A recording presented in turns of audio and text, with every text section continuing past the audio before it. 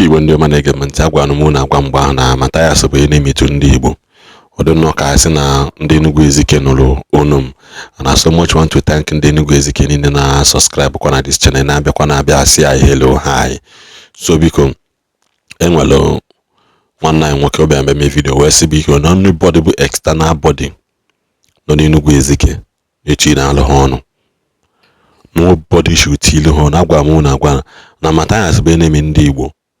Mgbolo one ka o jego jeje protest ihe ndị Fulani na-eme, mgbolo one ka o su ugolo gọọmenti, mgbolo one ka ọ mgo pụta tinye arụ iwe jeje maka na brother Jerome made mistake. Yes, I am an mistake. I know you go mgbagalo elders tinye ọnụ. Who are you coming from another place? Ka ebe ati you onye Enugu state? Yes, mana how many times ka iti golo ọnụ ihe na-eme n'Enugu? How many development ki wetego n'Enugu state ya?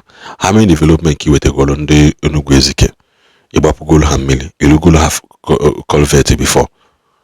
Itigolo ha street light, ogudo ofu mkpụrụ ma ọ bụ ịbụa. Iti Enugu ya. Mana ịma chapter na wele ego ụmụazị Igbo na fọrọ afọ atụta anyị eji wee nyere mmadụ aka. Iwelite file okwu na police station. So this elder statesman ndị Enugu Ezike pụtara sị biko onye ọbụla Backoff. Onye ọbụla should Backoff na Jerome bụ nwanne ha nwoke that na ha esetulugo. And I'm so much happy yes we settle okwu a. Because Mathias bụ ebe ọ na-akpọta gburugburu ka ọ na-like ịbata. And I'm so much disappointed to everybody niile nọ na that group Mathias created. Very very disappointed at all of you. Ọ bụ na asụ na ke create that group na ka ebe bịa gbapụolu ndị Enugu Ezike mmiri. Unu ya sịcha agbapụgolu ndị Anambra, agbapụgolu ndị Imo, agbapụgolu wee chọba ndị Enugu Ezike. Na onye ọbụla na-abịa je develop ebe na unu si etinye energy. Mana na bụrụ ndị Enugu Ezike, everybody pụtacha just because na gịnị me no dey against Christianity. Unu afọ ka Chukwu su ebie unu niile aka n'ana. So that's by the way sha. Anyị na ebe a na-eme gịnị na-ewetele unu news ka o si apụ ọkụ na Igbo anyị. Ka ọ dịkwa na mgbe ọzọ ndị be anyị. Zere na udo ha wona physical ba na-ekele unu. Ihe na-aga gagharị na gbasara nwana anyị nwoke nọ na ministry na Nnewi. Brother Jerome, I am mago no director kwa mash. Ma remember alu 1, remember alu 2, remember alu 3. Mani he mwana kowabu. Na ilaf mama damage do na well. Nete ipota agbe ide sholemole. I have him mere asabu problem. The most important thing hanya I memory I let you see ya chimena ministry ya je kugeri okwu, which is the hardest thing for anybody. Ma baleje meme grandma ha for condemn na ba ya chimeba snad sorry na condemn go my but we should not bother. We should not bother. So na ene kele chukwu n'ụzọ pụrụ iche na omechi orema gba alụ riore n'obi ha Munich or highly ha obunifo blender or highly will match you no bo. Member na ario ne ya no nwe aduma sorry, sincerely sorry. Ni ha mere ma are mama gbado kwa madi mbe fo na ye kwie bo na die ekwiri ye is enough. Ma no nwe so na aja laja ma ba gwa mando gere nyuku basaria ma ba dando gere na ma ba pondo gere nyono ya no we do willing to come home ka akwime ndo gere yotago. So ne the best thing be hanya ai meji mgbe okwu na da n'ebe anyị gbada no be nwayo ha ba ji edozu nwanyị anyị kidga na external factor.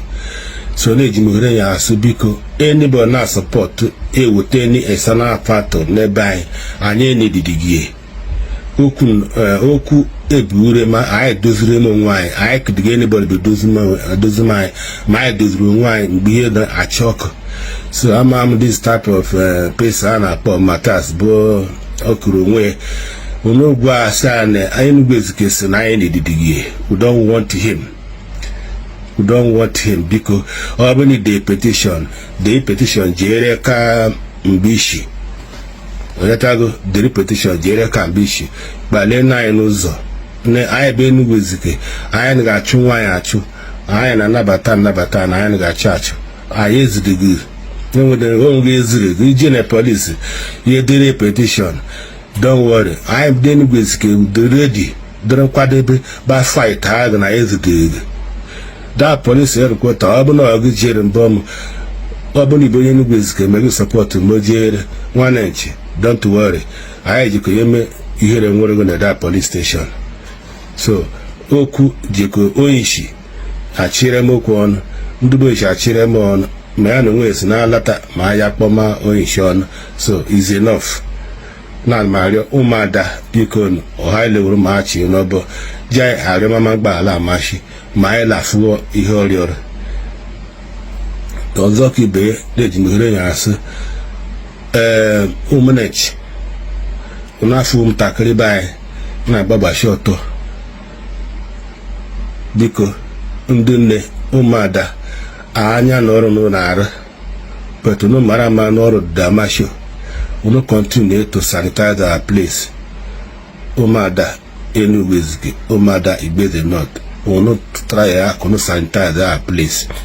We have no album tackling Jim Bale, Baroto, Onyeke, Uri, Meme, Kadi, or Memonario, as soon as we can name this thing. We will not stop higher. We are coming after you guys. So, let me hear you as soon as we can. It was I and I will or highly Umada, we are fighting for you. Oku, I your my Kurokuje, Nebo Garen, Onish. No bone one I won't keep Bo Jerome Aquadoto Bia. Then, Roja Pogaran, Memonario Dogaranese Coba, or Bone or Biaza, or Nunyame and the mod, Uminebe and the mod in Hanario Nobu. Uno Coaman in Whiskey, I got Bobby and made me no Lumoni. Yotago, I got Bobby and made me no Lumoni, no Yananeso, Mono Yabiana Confusa in Ta Mogune. From my investigation, now discover I'm no going to have your Edwin way in the Atabe, Amatarum, I come in. When we end up have your Etobe Gonishioni, go on your holidays, nay, all that I goes up, Munye, when we end up so different type of Munye. So, Ulebu Obuye name me or Gavon so, Yaba and us, Undogarani, Uzkoba, or no Guamai, gonna Bobby meme or Gavon so. Gede Babu Lero, Liberty, no Yananeso, Nukume, Gwai, Kaichi, Akoga Vaira, Kohaile Mar, Ihebu, no Nebubeji, no Yanoneso, the by Dalo, and Biji Herenas, Guamai, Guna Bobby Meme, or Gaboso, Gede Babu Lero, Liberty, no Yananeso, Nukume, Gwai, Kaichi, Akoga Vaira, Kohaile Mar, Ihebu, no Nebubeji, no Yanoneso, the by Dalo. And be doing because anybody by the external factor, I need to do Enugu Ezike. I get about you no quite Enugu Ezike, I need to do it. Ije Agbawana Chaya Kona Court, I got taking Bombi is Sucheganya. H.R. make a creator, I jail and bother nice to load. H. Mohan, General Unujana Agonia Naza or Mathias. Now, I put police there. One favor Saraga. We didn't send for you. So, back to sender for now. We don't need you. Jared, buy the ready. Now, in the middle to wine. Thank you, everybody. Highly will match you. No, but Kai would have do some wine. So, Mathias, and then Enugu Ezike Saga class and Javina Henny do help. Now, how you job with Supoganya? You want to go? You need the petition. Good day petition. I have the Jerry and the bone. Na he need your help oh. Si ngwa wonya asere go naba. Na hana nwanne he dozie na. Oni fela he me. Agwangone ya continue na disgrace you well because of your tasty for improve point within the pastor. Iya dey disgrace you well. Okwa agwarango in the petition. Gunje na bono, iro na bono no nwere a lot of problem there ba na he need the whole go wopu aka na he need the external factors. You what I go? Ifele o mebuho keta. Ifele emebuho keta. Ifele ono mebuho keta. Ndala. And I talk improve unnecessary point. Jumping from one place like from the one place to other like mosquito. How about unye he fake when I had one he doziana. Now he need your help. They don't need your help anywhere. Ifele emebuho keta. On ifele emebuho. Now ide petition Fabia. Ije court Fabia. on ifele emebuho tatafuo ile asịrị jenu kije China with brother Jerome ifubo dị ife o but ndị mmadụ yi egbukpọrọ anya ifife imere onwe gị. Share this video. You gotta go share this video.